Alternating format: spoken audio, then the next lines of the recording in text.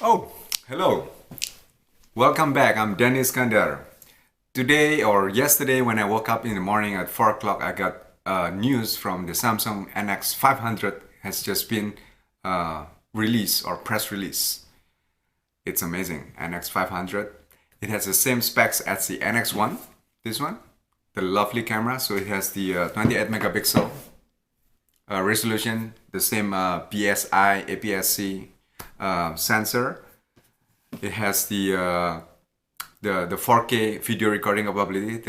I wonder why they skipped the NX400. I think it's because it's so, the the jumping is so much, and so they skip the 400 and then just jump straight to the NX500, right?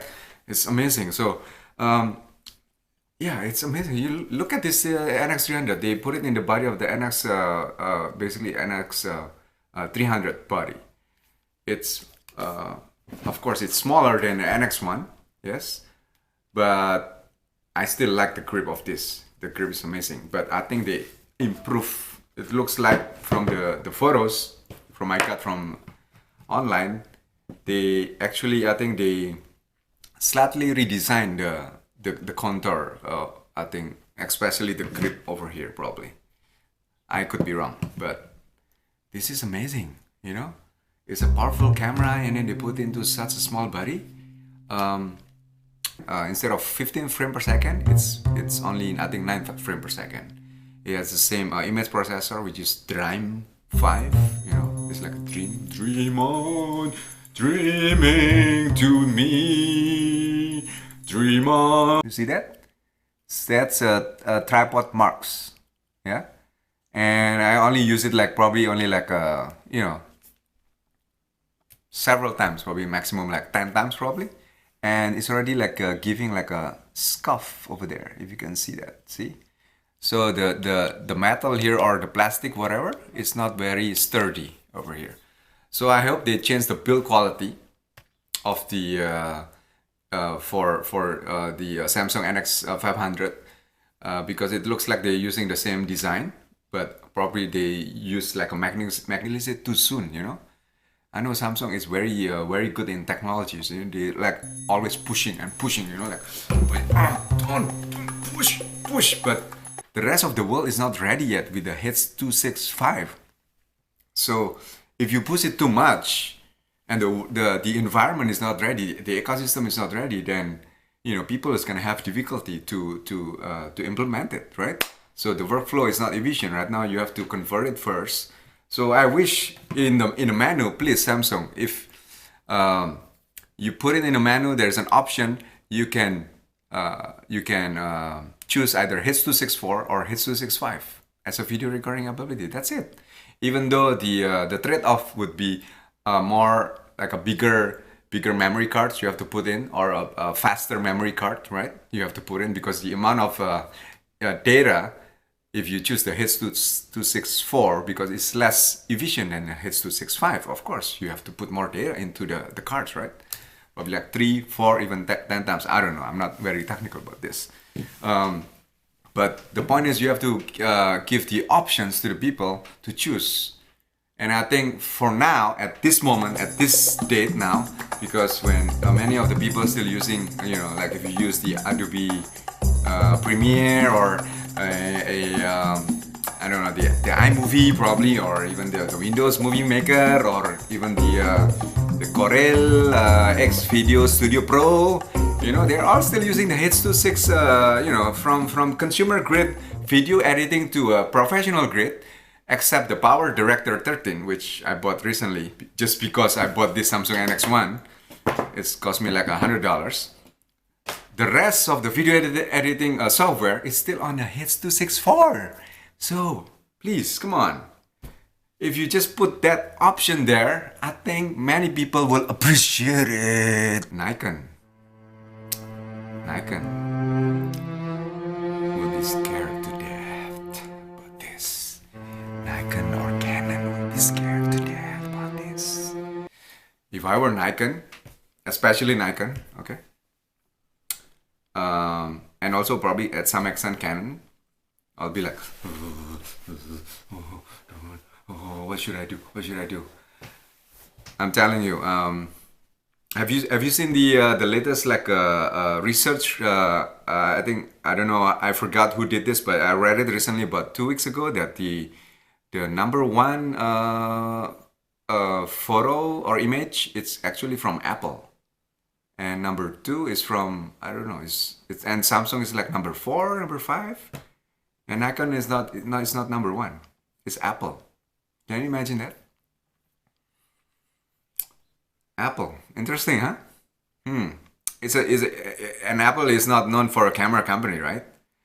But their image is like number one or number two in the what like the top 10. And Nikon is I don't know what's the number. It's probably like number two or three or four. But the point is, it's people using their smartphone, right, to take pictures because it's convenient. They like the portability and looking at the technology now, where Samsung is heading, it looks like they have the most advanced, so to speak, sensor in the market. Probably neck to neck with Sony. I would say Samsung is a little bit ahead with regard just with the sensor. Okay, I'm just talking about the sensor, not the camera ecosystem. And if Samsung can integrate that with their smartphone, Galaxy, the new one, probably the S6 or even the S7, that's gonna be mind blowing, man. That's gonna be people is gonna yeah. The reason one of the reason why people buy smartphone and for me, and I realize this more and more, is I want to have a good camera capabilities. So and iPhone is successful. Part of it because of that they're successful also because of their ecosystem. You know, they have the iTunes, the apps, the iMovie, and all of that stuff. But part of it because their camera capability on their iPhone is it's amazing. So if Samsung can do that in their Samsung Galaxy line, the S6 probably the one that's gonna come up probably in a couple of months. I don't know. That's gonna be mind blowing. That's gonna be the man, the hit, man, the hit.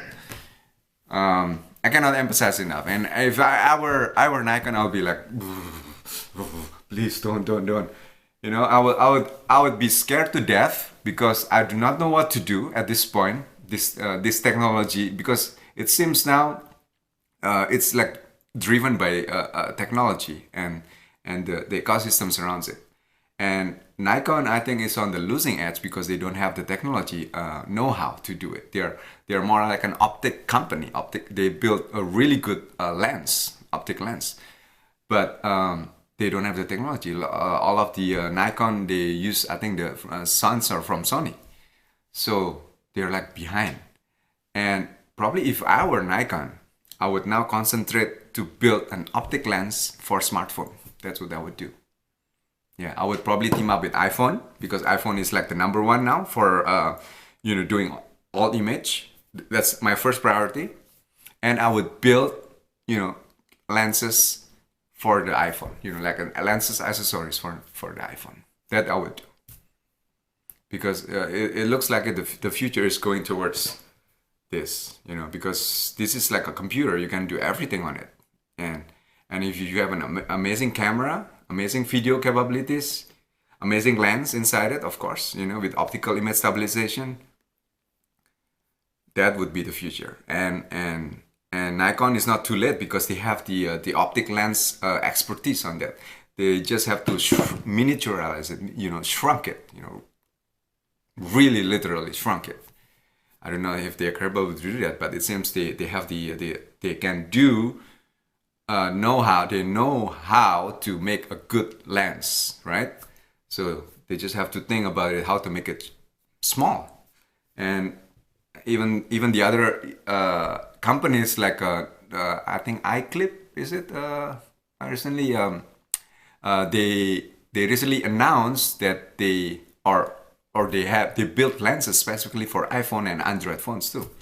So that's what I would do probably. Because to catch up on the technology, the probably it's too late for Nikon because they don't have the capability. I mean, the Sony and Samsung has been building the sensor probably for already the past 10 years or probably 20 years, right? Especially Sony. And Nikon, it seems they're like zero. Their technology expertise. They just know how to build a good camera. You know, a good camera means the optic, the ergonomics. Although I think there's still room in the future, but again, even in the future now, I think mirrorless is the way to go because it's much smaller. I think it's just a matter of time, probably another 1 or 2 years, probably even faster than that. I don't know. Mirrorless is just gonna overtake the SLR. That's it. I mean, in terms of all of the specifications, in terms of all what the SLR can do, the mirrorless can do, and even can do it better. This is just like the same as the before the analog versus the digital. You know, before the digital just came in like about 20 years ago, or I don't know, I forgot, 25 years ago. You know, the analog still ahead, right? Still produce better pictures, and the digital is still like crappy. You know, like ooh, it's like pixelated. You know, it's a lot of noise and so on. But the digital come ahead after like 5 years or 6 years. They like equal with the analog, but right now it's like overtake the analog. So now it's just becoming having an analog camera is become just like an antique camera, and yeah. So that's just my thought about the Samsung NX500 and the repercussions of the and what I can think of what Samsung can do and what their like their competitor can do, like the Canon or Nikon. They should do something. Otherwise, they will be obsolete because definitely, yeah, I don't see why you should go for DSLR. I think DSLR is just a dinosaur. The sooner they realize that, the better it is. They just have to kill it right now. You know, kill it. Just kill it. That's it. Just you know, just don't produce it anymore, and then concentrate mainly on mirrorless. If it's for me Nikon, and if I were Nikon or Canon, because they're the two majors SLR maker, you know, that I could think of. And the second thing I would concentrate on the smartphone business. I want to build. The smartphone expert is probably build the lens for them the first time, because Nikon and Canon already has the lens capability, and then even probably slowly you can build also even the whole system, you know. So the lens, the optical image stabilization inside it, even the sensor, probably it's still not too late. Appreciate it.